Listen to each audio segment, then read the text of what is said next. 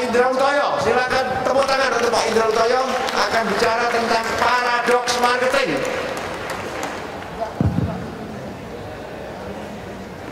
Terima kasih Pak Hermawan, Pak Cayana, saya hormati Pak Soy, juga Bapak Ibu sekalian. Assalamualaikum warahmatullahi wabarakatuh. Salam jalan, selamat malam. Ya, pada kesempatan mungkin 30 menit ke depan ini saya diminta Pak Arief Yahya mestinya yang ada di sini, tapi beliau karena pada saat yang bersamaan harus ada acara dengan Menteri Peranan Perempuan, lupa saya, ini Ratu Mulan. Jadi saya berusaha mewakili beliau untuk menyampaikan materi tentang paradoks marketing yang mungkin paradoks marketing ini sudah menjadi buku yang nanti bisa juga saya infokan. Ini promotornya Pak Hermawan, buku beliau.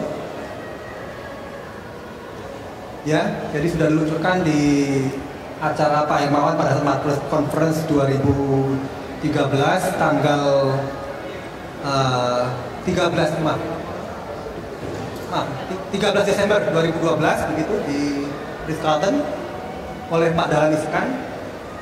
Ini karangan dari CEO kami Pak Arief Yahya. Kemudian juga English versionnya juga sudah diluncurkan kira-kira bulan lalu Maret dengan forwardnya dari Pak Mr. Philip Kotler, ini Bapak guru marketingnya ini dunia begitu ya.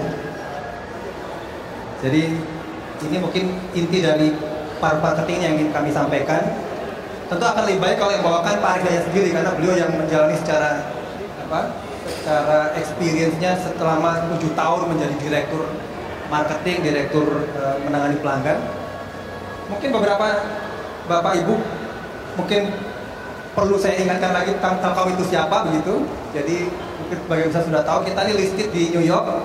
Nah, nanti case-case ini akan juga mewarnai dari ilustrasi dari paradoks marketing. Kita listed di New York begitu. Sekarang market kita sudah 24 miliar dolar. Kita memang masih belum nomor 1 di regional, kalah sama Singtel begitu ya. Singtel sudah di level 34 billion dollars. Aspirasi kita ingin menjadi 30 billion dollar companies ya. Nah, Telkom mempunyai aspirasi begitu. Visi kita adalah bukan lagi sekedar perusahaan telekomunikasi, tapi kita sudah menjadi perusahaan yang disebut dengan Times, Telecommunication, Information, Media, Edutainment, dan Services, disingkat Times. Dan aspirasinya kita juga ingin menjadi pemain di regional. Makanya beberapa inisiatif terakhir kita melakukan ekspansi internasional begitu. Nah, ini dalam missionnya kita ubah. Dalam update terakhir strategi sekarang kita menyediakan more for less. Nah, ini sebenarnya roh dari paradoks marketing. Bagaimana memberikan more value dengan cost yang lebih murah begitu ya. Dan aspirasi ke depan 2015 kita tidak lagi bicara revenue, tapi kapitalisasi pasar diharapkan bisa mencapai 30 billion US dollar. Ini adalah portfolio kita. Kita punya produk portfolio dibagi dari telekomunikasi, informasi, media, entertainment. Ada 18 portfolio dan ada 6 portfolio customer. Kita melayani personal, mobile, melalui Telkomsel. Kita punya home, kita punya SME, kemudian enterprise, wholesale, dan juga internasional. Ini grup kita, mungkin ada anak perusahaan, ada cucunya juga. Sekarang udah total hampir 20 lebih di grup ini yang di dalam portfolio yang tadi Times ya. Baik, mengawali paradoks marketing. Nah, ini mungkin kita belajar dari ada perusahaan begitu yang makin memberikan di giveaway, diberikan free, dia makin untung begitu. Nah, ini perusahaan ini hadirnya dari dunia internet. Kira-kira tahulah kita ya. Google. Dia ngajarin kita semua pola model bisnis yang baru yang kita lihat ini sebagai pendekatan paradoks. Karena the more free, the more profitable gitu. Facebook juga begitu, free begitu, tapi sekarang sudah value-nya 65 billion US dollar 3 kali dari Telkom. Kalau Google sudah 240 billion, itu udah hampir 12 kali dari Telkom. Ya. Sebenarnya katanya ultimate tertinggi, kebenaran tertinggi itu juga paradoks. Katanya the more you give, the more you get. Kalau kalau mau kaya sedekahlah gitu kan. Kalau ingin sehat puasalah gitu. Jadi berawal dari akhir itu juga paradoks gitu ya. Kebenaran tertinggi itu paradoks. Nah ini dibuktikan oleh perusahaan-perusahaan seperti ini. Itu berpikirnya memang mega, dimulai dari why. Kenapa dia hadir? Dia hadir Google untuk memberikan memudahkan orang mencari informasi di seluruh dunia dimanapun. Facebook juga membuat orang mudah untuk hubungan atau koneksi, membangun relationship dengan yang lain begitu ya. Ya, Pak Jokowi juga paradoks gitu. Makin egaliter, makin eksklusif gitu. Semakin malah merakyat, malah makin kelihatan eksklusif. Ini saya rasa paradoks terjadi begitu. Nah ini kita ingin memberikan sharing apa yang kita sudah lakukan di company ini, dan paradoks marketing sudah memberikan hasil. Alhamdulillah kita dari sisi market cap hari ini sangat baik. Dalam waktu setahun terakhir kita tumbuh 70% market cap kita. Ini luar biasa begitu. Dan ini tentu dari disiplin-disiplin yang coba kita lakukan dalam hal bisnis dan juga tentunya marketing. Nah, mengapa paradoks marketing? Kita lihat industri ini ada perubahan yang sangat besar. Perubahan dari aspek lifestyle gitu. Kita lihat kita semakin digital begitu, semakin personal, semakin mobile, dan cepat sekali perkembangannya. Kita kadang-kadang lebih cepat dari yang kita bayangkan ini. Jadi kalau kita tidak memiliki pendekatan yang berbeda, kita tentu akan tidak relevan di dalam industri ini ya. Kita lihat di industri kita sendiri, sekarang mobile sudah melebihi 100%. Sudah jenuh sebetulnya, sudah mendekati jenuh ya. Tapi orang mempredik nanti satu orang 5 SIM card itu, karena iPad-nya punya SIM card, kemudian handphonenya juga punya begitu ya. Paling nggak orang punya berapa device nantinya ya. Ini kan 107%, tapi yang belum berkembang adalah di fixed line. Sementara di internet terus tumbuh, dan kita menjadi negara yang nomor 3 pertumbuhannya terbesar di dunia untuk internet. Sekarang sudah 53% rata-rata 55 tahun terakhir ya. Kita nomor 8 di dunia di dalam jumlah pengguna internet. Ini adalah area pertumbuhan ke depan. Nah ini kita lihat ya, apa yang terjadi sekarang begitu cepat. Jadi kalau kita tidak dinamis, tidak cepat, pendekatannya tidak biasa-biasa saja, kita akan tidak relevan ya. Jadi harus membutuhkan pendekatan yang tidak biasa. Dan hasil yang luar biasa itu katanya harus dengan cara-cara yang tidak biasa. Kalau caranya sama, ya kita akan biasa saja. Karena bisnis itu katanya harus unusual. Kalau usual ya kita akan sama-sama aja dengan yang lain. Gitu. Nah, konsep paradoks ini kita diajarkan antara lain ini dari Stephen Covey. Masalah kemampuan kita untuk berapa lama kita bisa mengangkat sebuah gelas. Gitu. Berapa berat sebuah gelas itu yang berisi air? Kira-kira beratnya 300 gram begitu. Bisa kita tahan dia 1 jam? Gak bisa. Tapi bisa kita lakukan dengan cara 1 menit berhenti kali 60. Betul ya? Bahkan kita bisa 120 jam sebetulnya, tapi dengan setiap 1 menit kita istirahat. Itu menunjukkan sebetulnya juga praktek di dalam kegiatan marketing itu harga. Jadi kalau harga langsung mahal, mungkin orang susah belinya. Tapi kalau harga itu dibuat small denomination, orang bisa beli secara retail itu berkali-kali. Misalnya sejam bayarnya 1.000. Nah, kalau 30 jam 30.000 dibanding dia bayar langsung sebulan gitu ya. Nah, ini kita dari bukunya Pak Arif Yahya ini dimunculkan paradox of value ini. Nah, paradoks ini yang kita lihat adalah dari sisi value-nya ini, more for less dan less for more. Bagaimana memberikan lebih dengan biaya yang lebih rendah atau dengan harga yang murah, begitu meskipun harga yang kelihatan mahal tapi sebetulnya ya small denomination tapi sebetulnya lebih mahal begitu ya. Seperti sampo ini sebetulnya kalau dihitung dikalikan cc-nya mungkin lebih mahal daripada beli sebotol. Tapi karena harganya cuma 1.000 satu sachet, orang bisa beli. Ini model juga paradoks. Kalau ini adalah justru dengan membeli lebih murah mendapatkan lebih banyak. Ini adalah more for less. Kalau more for more itu sudah biasa dan itu juga berjalan. Seperti SQ itu mahal tapi bagus, nah, biasa gitu ya. Kemudian juga Apple, memang produknya syaratnya harus bagus sekali.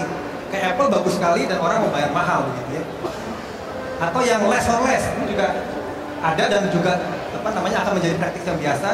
Air Asia dikenal sebagai low cost carrier, murah tapi juga less. Karena untuk bawa bagasi ya bayar begitu ya, untuk makan bayar lagi. Nah, itu juga saya rasa terjadi. Nah, kita fokus pada yang more for less ini dan less for more. Ya. Ini yang kita lakukan di berbagai produk kita. Ya. Contohnya Speedy. Speedy Instan. Kita baru luncurkan sekitar akhir tahun lalu.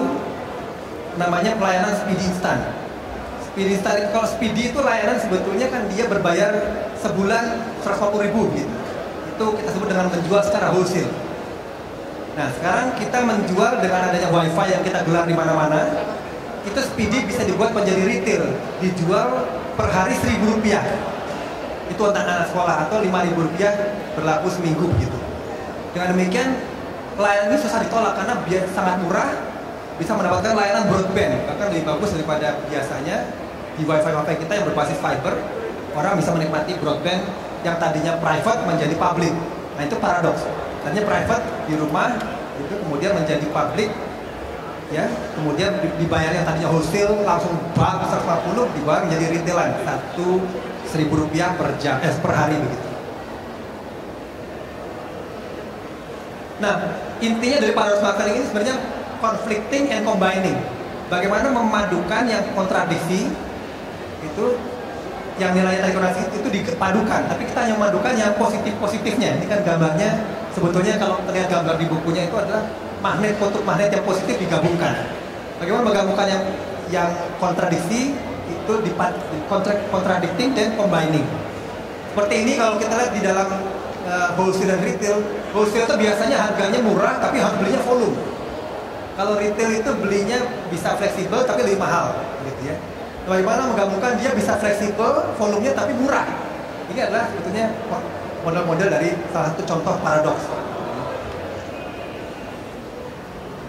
Nah, ini adalah framework lengkapnya, mulai dari strategi, kemudian sebagai fondasinya, kemudian taktik. Nah, intinya adalah di taktiknya ini. Taktiknya itu sebenarnya berbasis dengan 4P. 4P di marketing, yaitu produk, price, kemudian place, promotion. Nah, ini akan mewarnai strategi bagaimana menerapkan pendekatan paradoks di dalam sebuah offering. Memainkan taktik inilah yang sebetulnya nanti menghasilkan pendekatan-pendekatan yang tidak biasa tadi. Dimulai dari place, bagaimana tadinya private menjadi public, yang tadinya public menjadi private, dan seterusnya. Di sisi consumer, bagaimana tadinya consumer menjadi enterprise, dan tadi enterprise menjadi consumer. Produknya commodity customization. Commodity itu generic, customization itu spesifik. Itu paradoks lagi tuh. Bagaimana memberikan sesuatu yang komoditi tapi spesifik. Itu bisa tentu dengan teknologi. Bagaimana setiap orang bisa diberikan perbedaan-perbedaan secara spesifik. Kemudian persepsi are more important than reality tadi. Dengan dijual Rp1.000 atau petani sampo dijual Rp1.000, kesannya murah gitu. Tapi sebetulnya persepsi itu lebih penting dibanding reality ya. Kemudian low budget high impact, itu menggunakan social media yang sangat murah tapi efektif untuk bisa memberikan engagement atau linkage kepada pasar yang lebih besar gitu ya. Dan place ini community based, itulah titik moment of truth ketemunya producer dengan consumer. Itu community based channel partnership, di mana buyer as a seller. Jadi kalau di era paradoks ini, bahkan buyernya pun sekarang menjadi seller. Ya, kita menjual layanan perbankan misalnya, aplikasinya dipakai di bank-bank menengah, nanti yang bayar adalah justru nasabahnya. Aplikasinya digunakan di banknya, tapi dibayar transaksi oleh B2C-nya, jadi B2B2C. Ya. Nah, nanti bagaimana mengkombinasikan leverage ini, ya tadi 4 leverage ini, produk, price, promotion, dan place. Intinya apapun yang sekarang ada di reverse. Kalau tadinya enterprise jadi consumer, retail menjadi wholesale. wholesale, dan seterusnya. Ini beberapa contoh yang sudah kita lakukan, seperti misalnya dengan Telkomsel yang tadinya dia membeli secara retail begitu, kita enterprise-kan untuk layanan 07. Sekarang oleh Telkomsel dijualnya, dia beli bulk, terus dijual, Telkom dapat 175 rupiah, sisanya Telkomsel tumbuhnya 300%. Ini membalik saja, yang tadinya retail menjadi wholesale. Untuk flash contohnya, ini yang tadinya wholesale menjadi retail. Tadinya Telkomsel membeli bulk bandwidth begitu, ya mahal, mungkin 100 juta.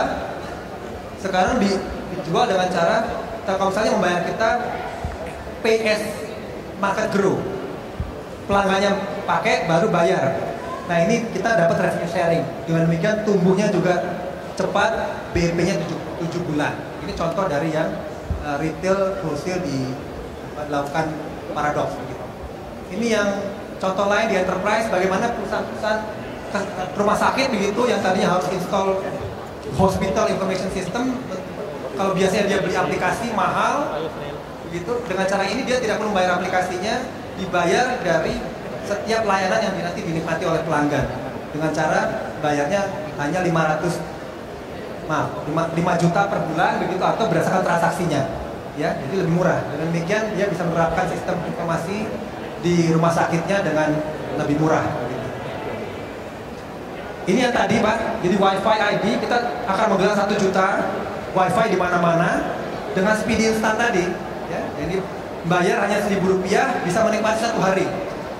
Ya, di titik-titik hotspot yang ada di kita gelar sebanyak 1 juta. Yang tadinya private menjadi public, yang tadinya retail wholesale menjadi retail. Bayarnya tadinya bulanan menjadi bayarnya per hari atau per jam. Ini yang kita lakukan di WiFi ID. Ini adalah layanan UCTV, ini layanan TV melalui internet dan layanan TV melalui DTH. TV itu adalah sebetulnya layanan public, tapi kita bisa buat menjadi private. Kita bisa menonton sesuai waktunya kita, tidak terintimidasi oleh waktunya broadcaster. Kita menonton yang kemarin, menonton yang 3 hari yang lalu, kita menentukan waktunya. Jadi itu juga paradoks. Tarifnya pun yang tadinya bayarnya 100 channel itu 200.000, sekarang 100 channel harganya cuma 30.000.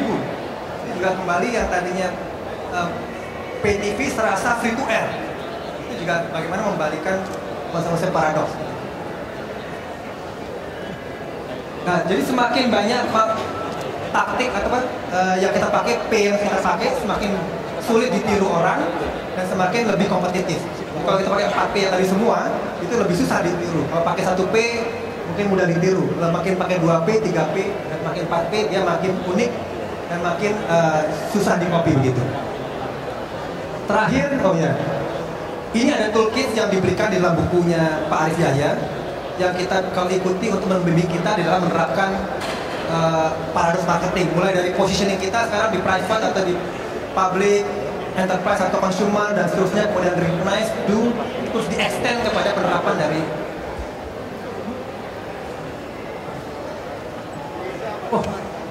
selamat datang Pak Tifatul. Mohon maaf Pak, sudah dimulai dulu. Ya. Baik.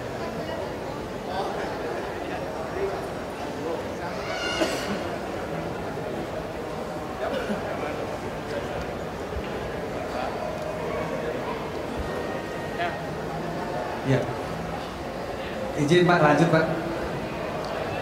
Baik Pak, terakhir, jadi dalam penerapan paradoks tadi seperti saya sampaikan, paradoks itu adalah the ultimate truth, kebenaran yang tertinggi ternyata paradoks. Untuk bisa menerapkan paradoks memang harus dimulai dengan berpikir mega, berpikir beyond dirinya, berpikir bukan perusahaannya, berpikir bukan saja customer, tapi berpikir untuk community. Kehadiran Telkom untuk Indonesia, kehadiran sebuah layanan untuk siapa? Untuk masyarakat. Dimulai berpikir untuk masyarakat, ya. Berpikir mega. Maka kalau kita berpikir mega, kita akan mendapatkan di bawahnya. Kalau meganya disasar, maka kita akan dapatkan company dan customernya. Kalau kita berpikir customer, kita akan dapatkan company-nya. Lalu kalau berpikir diri sendiri company-nya, mungkin kita akan hilang dari peredaran begitu. Jadi berpikir beyond diri kita, ya, berpikir seperti ibu, seorang ibu, memberi. Ibu itu kenapa dicintai anak-anaknya? Karena sibuk memberi saja. Karena memberi, nanti semua anak-anaknya juga akan mencintai sepenuh hati kepada ibunya. Jadi kalau the more you give, the more you get. Berpikir untuk masyarakat, berpikir untuk orang banyak, insya Allah kita akan dapatkan hasilnya juga. Jadi berpikir mulai dari why, kemudian how, dan what-nya. Berpikir dari community, maka customer-nya dapat dan company-nya dapat. Nah inilah bagaimana berpikir untuk bisa menciptakan paradoks. Berpikir dari the more you give, the more you get. Memberikan lebih, insya Allah kita akan mendapatkan hasilnya. Ini contoh yang kita akan coba terapkan di Indonesia Digital Society yang hari ini akan diberikan. Kita ingin menjadi the king of digital society. Berpikir dari Mega, kita berikan empowering kepada masyarakat digital Indonesia, memberikan supaya masyarakat digital, sektor usaha menjadi kompetitif. Itulah tujuan kita. Kemudian secara makro, kita menyediakan platform untuk setiap usaha bisa masuk ke bisnis digital. Dan ujung-ujungnya ini bisa memberikan